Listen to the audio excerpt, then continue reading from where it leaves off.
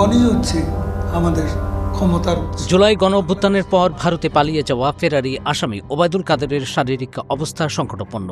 কার্যক্রম নিষিদ্ধ আওয়ামী লীগের এই সাধারণ সম্পাদককে কলকাতার অ্যাপোলো হাসপাতালে আইসিইউতে রাখা হয়েছে। জানা গেছে তিনি চিকিৎসাও নিতে পারছেন না।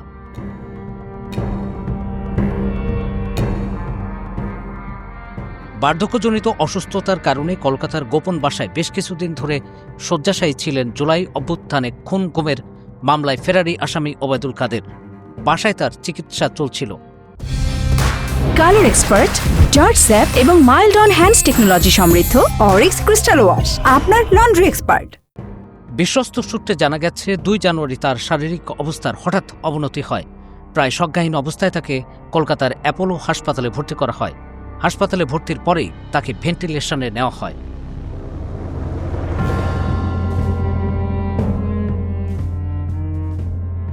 কলকাতার অ্যাপোলো হাসপাতাল সূত্রের খবর, চিকিৎসা গ্রহণ করতে পারছেন না ওবায়দুল কাদের। তাকে বাসায় ফিরিয়ে নেওয়া হতে পারে। ওবায়দুল কাদের আওয়ামী লীগের 3 বারের সাধারণ সম্পাদক। সড়ক ও সেতুমন্ত্রী কাদের নোয়াখালী 5 আসনে সংসদ সদস্য ছিলেন। তার মন্ত্রিত্বকালে মেগা প্রকল্পে মেগা দুর্নীতির অভিযোগ রয়েছে।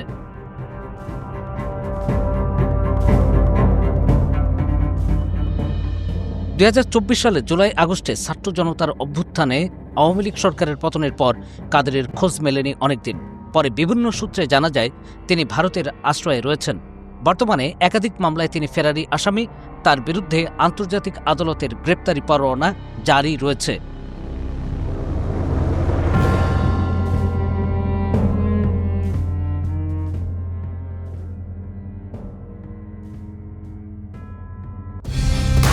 কালার এক্সপার্ট, জর্জ স্যাপ এবং মাইল্ড অন হ্যান্ডস টেকনোলজি সমৃদ্ধ অরিক্স ক্রিস্টাল ওয়াশ আপনার লন্ড্রি এক্সপার্ট।